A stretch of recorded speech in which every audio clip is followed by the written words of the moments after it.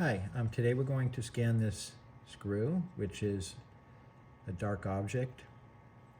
Now this one is a nice Home Depot deck screw, and it came with, it has like a dark blue paint on it. So I'm just going to scan it as is.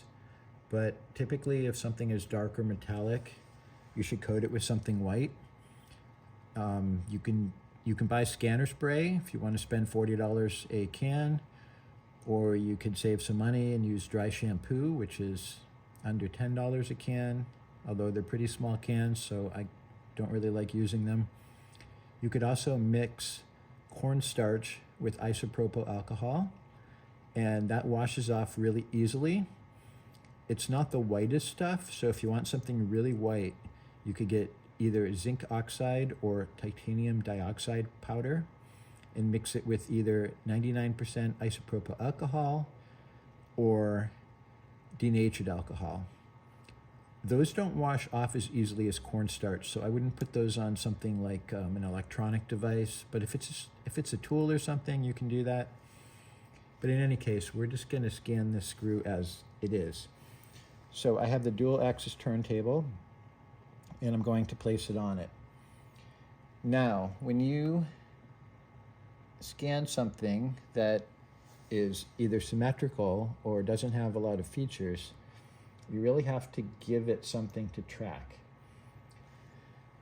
One thing you can do is take a bunch of small objects and put them all over the turntable so that when the scanner sees it, it helps it track the object. You can also just crumble up a piece of paper, and if you can get it fairly flat so that it's under the object, and that helps a lot. You could take masking tape and make little masking tape balls and put them on an object. But in this case, I 3D printed this little stand, which I made in Fusion 360, and it has a bunch of bumps on it that I think will be good enough. So I'm not going to put a bunch of junk on this table. Now, over here with the software, you have automatic exposure.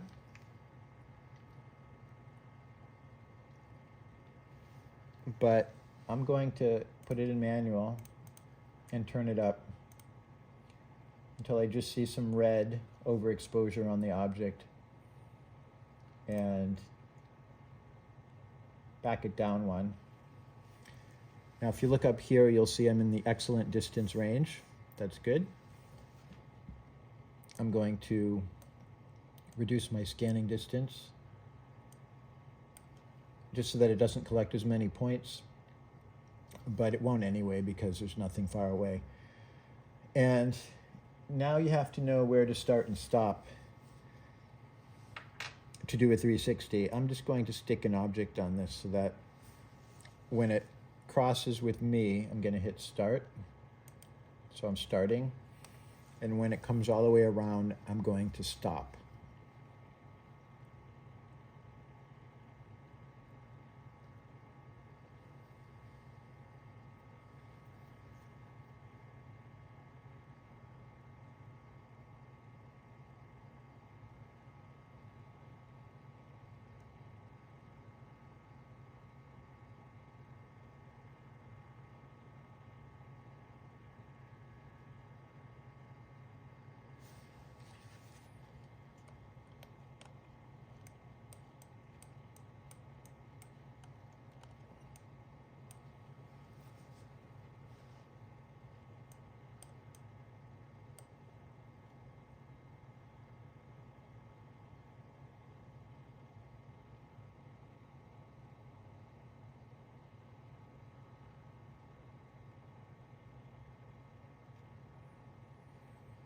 All right, so that's complete.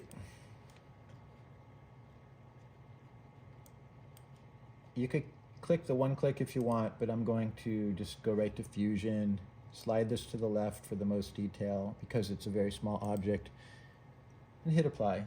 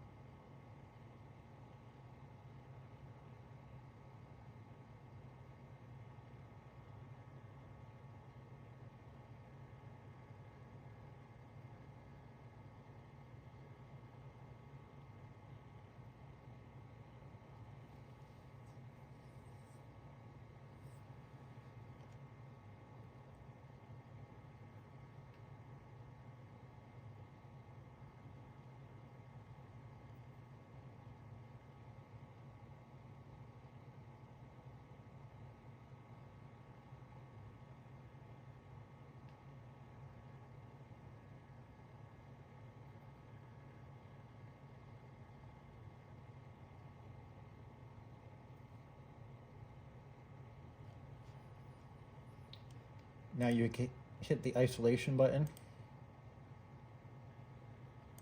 Delete everything that's not connected.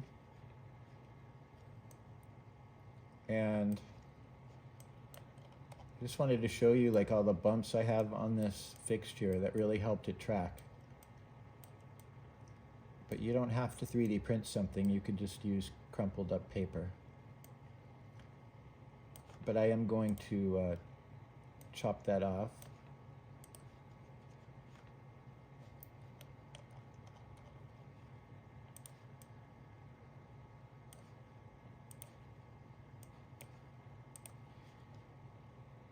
Gonna hit this overlap,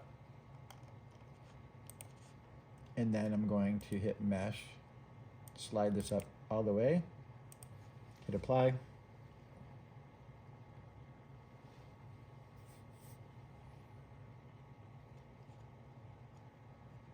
and you can click fill holes.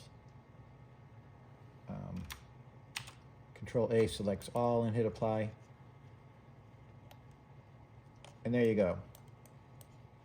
So that's our screw.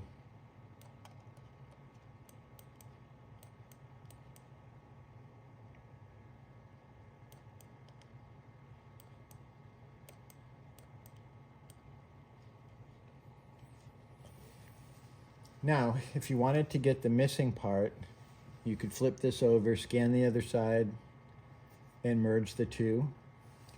Sometimes merging is tricky, and what you can do is make sure you have good overlapping regions. When you do that, it helps a lot. So thank you for watching, and that's it for now.